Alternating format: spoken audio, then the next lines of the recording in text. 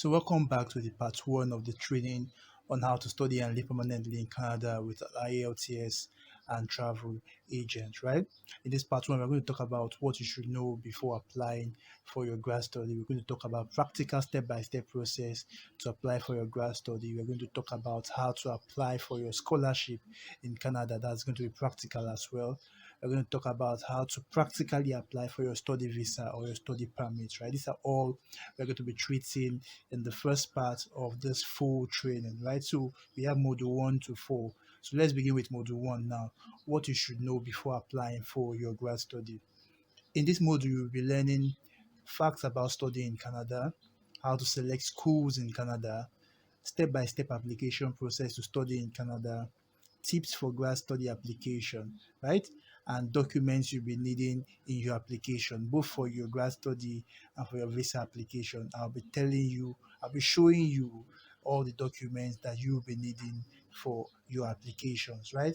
Now let's go to facts you should know about studying in Canada. Number one, the natural characteristics of Canada. We're talking about the size, we're talking about the weather, we're talking about the provinces, the official languages, the multicultural society, and of course, the quality of life. We talk about the size of Canada. Canada is the second largest country in the world, right? It's just second to Russia, actually. Russia is the largest country, then followed by Canada. Canada has about a landmass of about 9.9 million kilometers square, as compared to Nigeria with just 923,000 kilometers square. You can see, so you can adequately fit 10 Nigerias. If I put it that way, 10 Nigerias in Canada, right? But the only difference is that Nigeria has a very large population size. Our population is over 200 million, as against Canada with a population of about 38 million people. That's why their immigration process and policies are very flexible, so to accommodate people coming to their country to reside in their country. You understand? So they are very, very flexible. Moving on to the weather, their weather can be extreme, especially during the winter season. No, of course, it's up north. We have the winter season, we have the summer, we have the spring, and every other season. You understand? But for the winter season, it can be very cold. That's why you need to bring your jacket on, your sweaters, and every other thing just to keep yourself warm, right? So moving on to the provinces, well, Canada has a total province of 10 and, and territories of about 3, that making it 13, right? So we have 10 provinces and 3 territories, right? So among those provinces, we have the Saskatchewan, we have the Alberta, we have the Ontario, which is the most popular of them all. We have Quebec. Quebec is a French speaking province in Canada, right? Then moving on to the official languages, there's 2 official languages spoken in Canada, right? Canada is actually bilingual country, right? So we have English and we have French spoken in Canada, right? But most part of Canada actually speak English, right? There's only few parts, especially that Quebec, as I earlier mentioned. Quebec, as I earlier mentioned, that actually speaks French, but most part of Canada they speak English, right? So moving on to the multicultural society, Canada is very diverse, right? Canada has a very diverse community. That means people from different parts of the world actually reside in Canada. So you can find people from Nigeria, from Canada, from of course native of Canada, Chinese, Indians, Kenyans, everybody, right? Because of their flexible policy, like I earlier mentioned, their flexible policy. So yeah, a lot of people from different nations actually residing in Canada. Then moving on to the quality of life. As we speak, Canada has one of the best quality of life, right? They are among the best in quality of life. The last time I checked, I think they were ranked second in the world in terms of quality of life. I'm talking about security, I'm talking about infrastructure, I'm talking about healthcare, I'm talking about education wise, everything, right?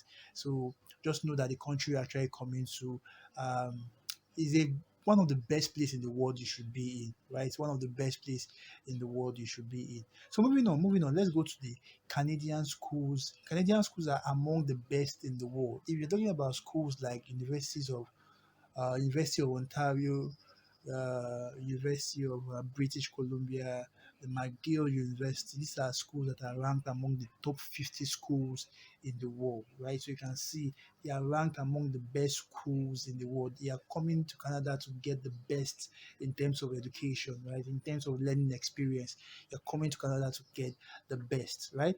So then the tuition is cheaper compared to US and to UK, right? If you want to travel abroad, especially for people in Nigeria, there are three countries that really come to mind: either USA, either the UK, and Canada, of course. So, but then if you are considering tuition wise, you want to travel or you want to study abroad based on tuition, then you should consider Canada. They have cheaper tuition as against UK and US, right? Then three periods of the intake for Canadian schools. Yes, we have three periods of intakes for Canadian schools. We have the fall season, that is the September period, that is the most popular of them. This season, lots of all Canadian schools, all Canadian post-secondary schools actually want students to come to learn, of course. That is the most popular intake of them all, right?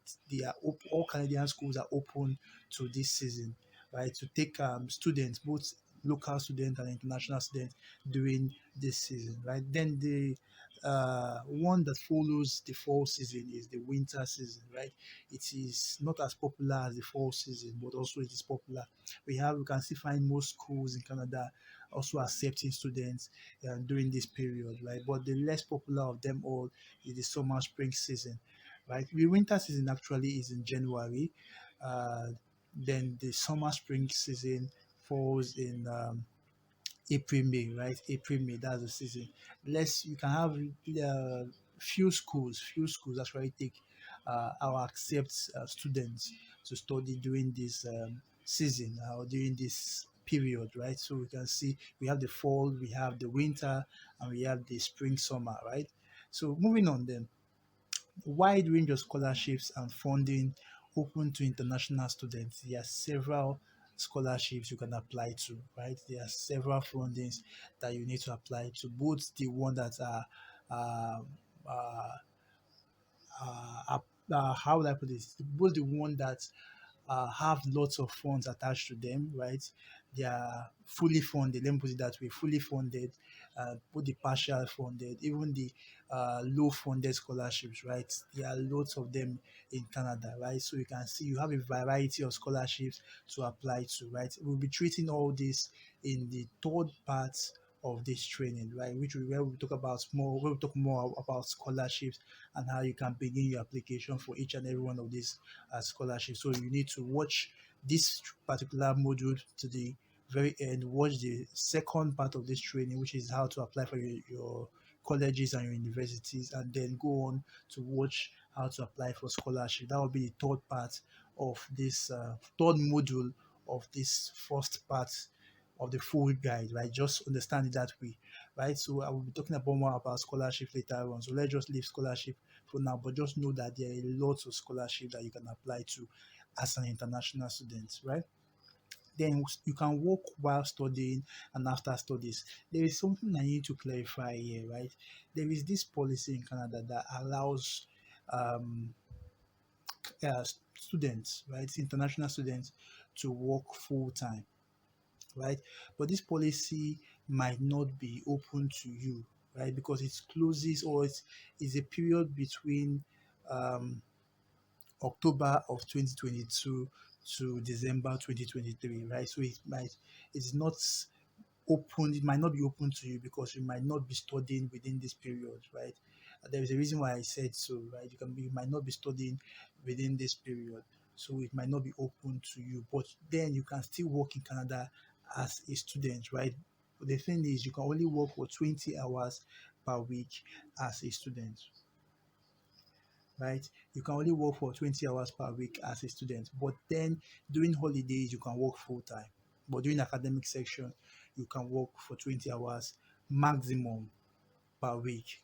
After your studies, you can also work full time. There is no restriction after your studies, right? You can work full time, but then you need what we call a postgraduate work permit. I'll be showing you, I'll be explaining how you can apply for that later on in this training. You can see this training is actually detailed. It has everything you need to know, right? Everything you need to know concerning studying before you study, during your studies, and after your studies, right? Everything you need to know is contained in this training. Then now, secured pathway to PR. That's one fact you should know about studying in Canada. If you want to um, go for a more secure pathway to get your permanent residence, then you should actually consider studying in Canada because number one, you have gotten the Canadian education, you have gotten the Canadian experience, and you are also based in Canada when you are applying for your permanent residency. So you have three things that will be working for you, right, or to your advantage, right? You have the Canadian education, you have the Canadian experience, work experience, and then you are based in Canada, right? So there is a little to no chance for you to not get your permanent residency. So that's why we say it is actually secured. It's actually a secured pathway to actually get your permanent residency, right? So these are the facts that you should know about studying in Canada, right? There are about seven of them, right? So moving on, how to select schools in Canada.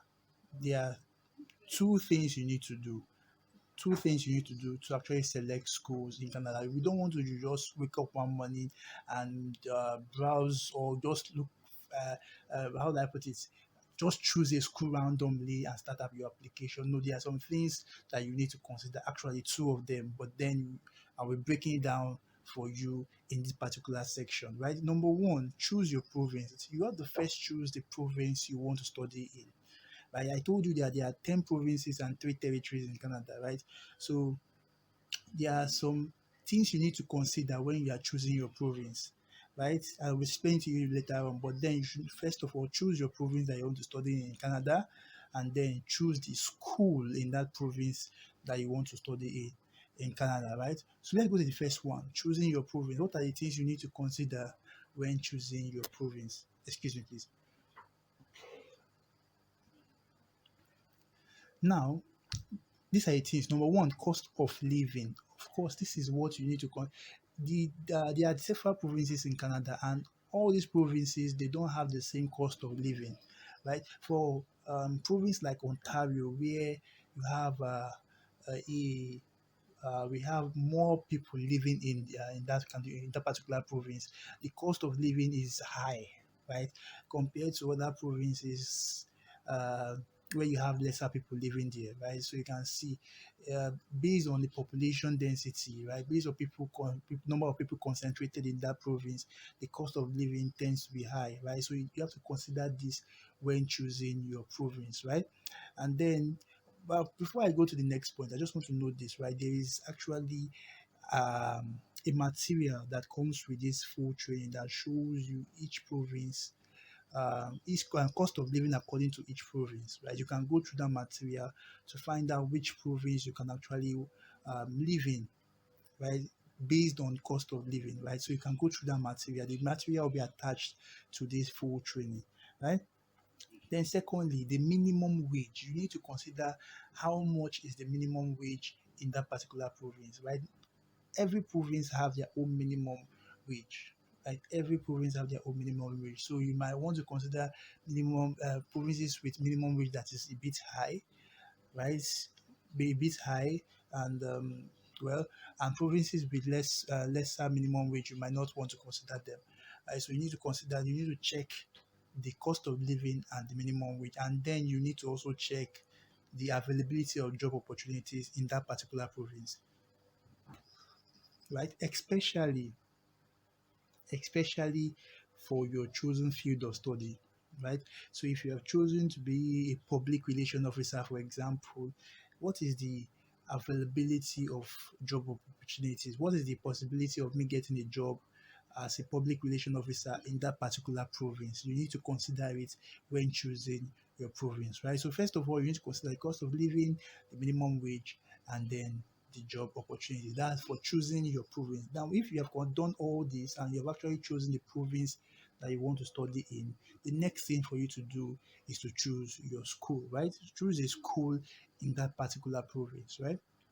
Now, these are the things you need to consider when choosing a school in that particular province. The first thing you need to consider, of course, is the tuition, right? I told you that uh, different schools, of course, they have their own different tuition, right? We have schools that, of course, uh, their tuition is, of course, high, and we have schools where their tuition is a bit low, right? So you need to consider that when choosing your school, right? So if you have abundance of resources, if you know that your resources can actually take you to go to a school where they have high tuition, right? You can of course apply to those schools. But then if you have limited resources, you might consider schools that they have low or cheaper tuition, right? Of course, you will still apply for scholarships. That's aside, but then you also need to put this into consideration. The tuition for that particular school, you need to put it into consideration. Second thing you need to put into consideration is the ranking of the school. Just like in Nigeria, where we also have ranking of schools. I'm talking about universities and colleges actually. The same thing also happens in Canada. So you might want to consider the ranking of such schools. You don't want to choose schools uh, that don't fall among the top 100. If you understand what I'm saying, right? That don't fall among the top 100 or maybe top 50 or maybe top 20. Depends on you, right? But then uh, you might want to consider the ranking of the school in that particular province that you want to study in. Then also you need to also consider the admission intakes and requirements. Now this one has to do the requirement has to do the program that you're going for, right? Um, if you're going for say accounting or you're going for business management, right? Each school have different requirements. Although there's a general requirements, of course, but then there are more specific requirements depending on the school you are going to be applying to, right?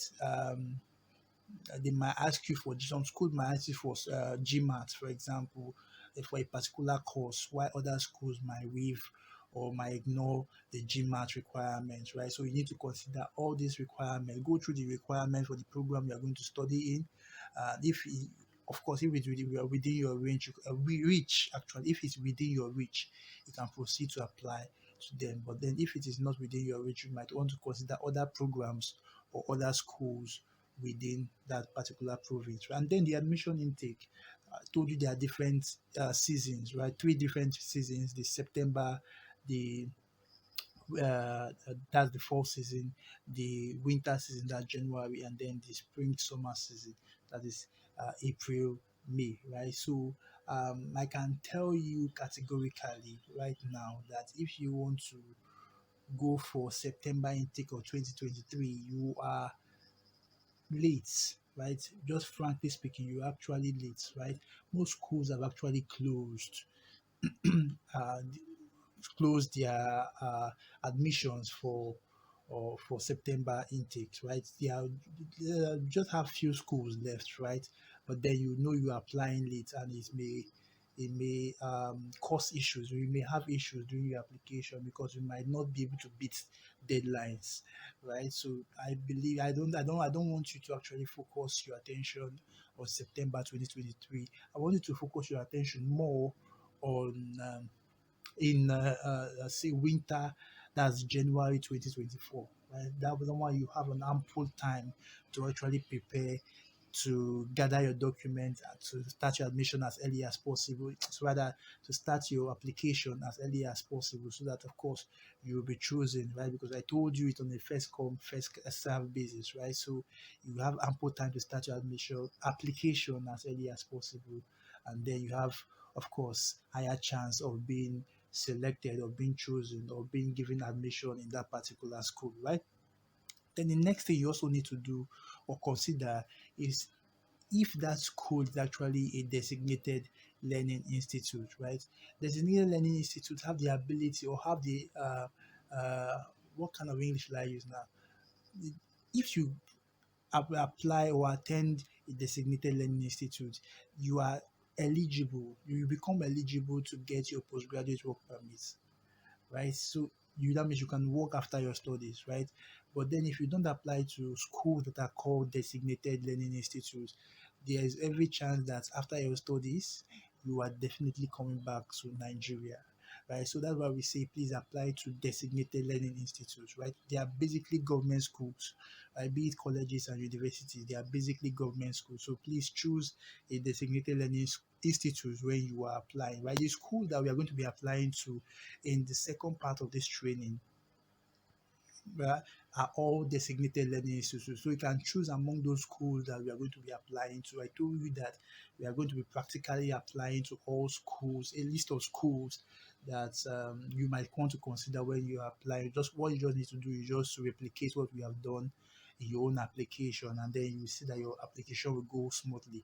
Right. So we're going to be applying to some schools. That will be in the next video coming up, right? But for now, just know that you should be applying to designated learning institutes, right? And then review of schools and program. Please and please always review the school and the program that you are going for, right?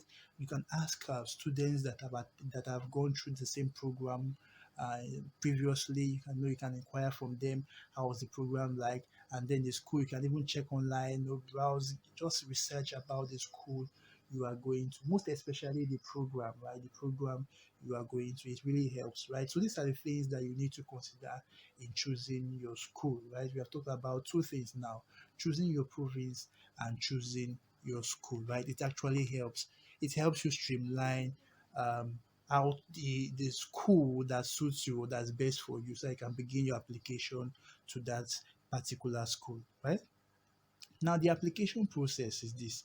The first thing you need to do, of course, select your school. I've told you how you can go about it. Then you need to begin your application in that school. Then you need to, of course, compile documents and then submit them, and then you need to apply for scholarships after you are or during the process of your application for your grad study. You of course start your application for your scholarships, very very important. And then once you get your admission, remember, once you get your admission letter or your acceptance letter in that particular school, then you can now proceed to apply for your visa or your study permit. You can see just five things you need to do. Number one, select your school, begin your application, submit required documents, apply for scholarships, and then proceed to apply for your visa, right? Now, application tips. These are things you need to know when you are applying, right? Number one, start your application as early as possible. We cannot overemphasize this, right? I told you if you are going for September intake for 2023, you are late. You are practically late, right? Please focus all your attention on January 2024. That one you will have ample time to start your application as early as possible. Then follow each step duly. Each of those steps I've earlier highlighted, please just follow them duly. Do not miss anyone, especially in your application process. Do not miss anything. No little information should be ignored, right? Always read through every information and conduct your own personal research for each of the steps that you are going through. Or, of course, we're going to give you everything you need to know for each of those steps in this particular full guide or full training. But then you need to conduct your own personal research, right? It really helps, right? It really helps you, right? But then you need to follow each step duly. Honestly represent yourself in your application. Do not There should be no cause for you to lie in your application. That's just what this third point is saying. There should no cause for you to lie in your application, right? Especially in the documents you'll be presenting to the person or the people that will be reviewing your application, be it for your visa or for your grad studies, right? Please do not lie in any situation. Honestly represent yourself. Put yourself in the best light possible, right? Be totally, how do I put this?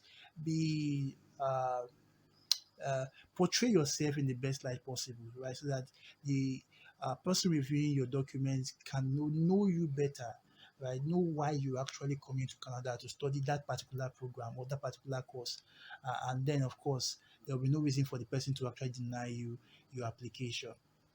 Then apply for program of 2 years so as to be eligible for a 3-year postgraduate work permit. You will need at least 1 year working experience to process your permanent residency.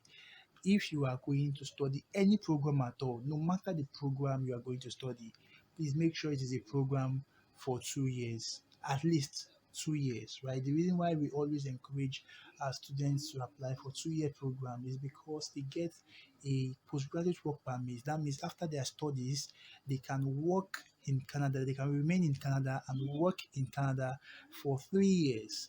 During that time, they have time to start application, start the process for their permanent residency, the application process for their permanent residency, right? So if you don't apply for a program of 2 years, if you apply for a program of say 1 year, what they will only give you is a 1 year postgraduate work permit, and then 1 year might not be enough for you to start your process, start processing your application for your permanent residency, right? So what we want you to do is to apply for a 2 year program so you can get a 3 year postgraduate work permit, right? Then choose a course of study that tallies with your undergraduate course of study. If you did accounting, for example, during your undergrad level, please go for courses that are related to accounting. It can be finance, it can be business, it can be something related to accounting. Like, please not go and choose say computer science, not go and choose say engineering.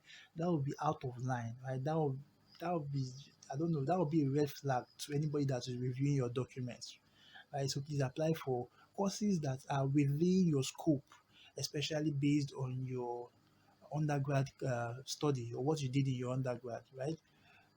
Also, arrange your documents properly, right? Please, the people that are reviewing your documents, they don't have time, right? They have to go through loads of documents, loads of application, right? So if your documents are not properly arranged, or if they are scattered, let me put it that way, if they are scattered, they may just overlook your document and go to others that their documents are properly arranged, right? And that is how you might miss your opportunity to get your admission in that particular school or to even get your visa.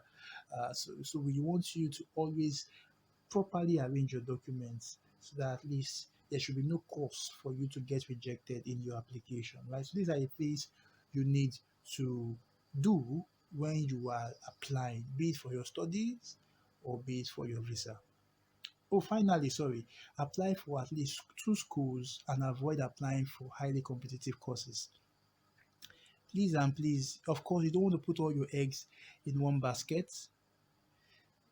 We don't want you to put all your eggs in one basket. So we want you to at least apply to two schools, right? Even though you don't get admission in one, you might get admission in the other. If you get admission in both schools or in the two schools, it is wonderful, right? You just have to choose between those schools which one you actually want to go to, and then please avoid applying for highly competitive courses, right? Highly competitive courses, I don't know, that means you have more people actually going for that courses, right? So please try as much as possible to not apply to those kind of courses, right? Apply to courses that are less competitive so that your chances of being uh, given admission will be higher, right? So please follow these tips, and I believe you have a smooth process for application. Now let us go to the documents you'll be needing for grad study, right? Documents you'll be needing for your grad study. I told you at the beginning of this training that I'll be showing you all the documents you'll be needing both for your grad study and your visa application. Now, the first one is documents you'll be needing for your grad study. Number one is your application form that will be gotten online, right? Then a copy of your qualification, that's your transcript, you will send it to the school. Then an academic curriculum of it, that's your CV or a professional resume for MBA students. Then you need a recommendation letter, right? Some schools require you to bring two recommendation letters. That means one from your school, that is a professor in your school, and one from the place you work, right? So they might ask you to bring two recommendation letter, or they might ask you to just bring one. That depends on the school. Then personal statement. Of course, you need to write a personal statement or a statement of purpose to tell the person or the people that will grant you the admission exactly who you are and why you are going for that particular course. Don't worry, all these documents, the recommendation letter, the personal statement, the academic CV, right? We'll be giving you samples, right? So that they can serve as template for you when you actually creating yours, right? And then project information and plan. You may be required to submit your research proposal if you are suggesting your own topic, right? But when applying for an advertised project, you may be required to provide a personal statement, which is what we earlier explained, or a statement of purpose. Of course, the same thing, explaining your academic interest and ambitions, right? These are all the documents you'll be needing for your grad study: application form, your transcripts, your CV, academic CV, recommendation letter, personal statement. Now, we are going to give you samples for academic CV, samples for recommendation letter, and samples for personal statements, so that you can work with them to creating yours as well, right? But then the application form, there will be no need for transcript. They, of course, uh, samples rather. Your transcript, there will be no need for samples, and then project information and plan, there will also be no need for samples as well. And then confirmation of your English proficiency. That's the letter, right? Letter confirming that you actually taught in English during your time in your undergrad study, right? So most schools, they don't actually ask for this, right? But some schools require you to submit a letter of English proficiency, uh, telling them that yes, in your previous degree, you actually taught in English, right? Like told you earlier, most schools, they don't really ask for this, but then some schools do ask for it, right? So it is tentative, it is under probability, right? So this is the documents you'll be needing for your grad study. Let us go to documents you'll be needing for your visa or study permits. Number one is the application form, of course. Application to for study permits made outside Canada, that'll be gotten online. Your passport, of course, your international passport. Letter of acceptance. I told you to always apply for your visa immediately you have been granted admission. That means you have received your letter of admission or letter of acceptance. You'll be needing that document during your study visa application, right? Then proof of means of financial support. This is like basically bank statements. Your bank statement, they want to be sure that yes, you can actually take care of yourself when you land in Canada. That means for your studies and for your living expenses, you can actually take care of yourself, right? If you have gotten a scholarship, right, scholarship can also serve as a wonderful uh, proof of means of financial support. You can serve as they can serve as a wonderful document to actually show that yes, you can take care of yourself in Canada. But then you also need to present your bank statement or any um, documents, be it landed properties that you can easily be converted to cash, or sponsorship from your parents, or sponsorship from your company for your studies in Canada, right? So all these things, they can all serve as proof of financial support, right? So you can bring any of these documents, but most especially what they are going for is your bank statement. To be frank with you, what they are going for is your bank statement. And then your digital photo, they will need that. Family information, that will be gotten online as well. And then client information, explanation letter, statement of purpose, all the same thing. That's for first time applicants. You will need to write a statement of purpose or explanation letter telling the visa officer more about yourself and why you are going to actually study that program or that particular course in Canada, right? You need to explain that. And this will be given, the sample of this will be given to you in this free training, right? You should go to the section where you get samples, right? That is just it. And then we have application for temporary resident visa made outside Canada. This will also be gotten online. So always remember this, right? There is no secret to success. It's about preparation, hard work, and constant learning. This is by Colin Powell, right? So ensure that you prepare, you work hard, and you continue to learn, right? Continue to learn. And trust me when I say that you are going to come out successful, right? In the next video, we are going to be showing you exactly how to start your application, practically how to apply to schools in Canada, right? Especially we're going to be focusing first on universities in Canada, right? So we're going to show you practically how you're going to go about it, right? So watch the next video and I'll see you there. Bye for now.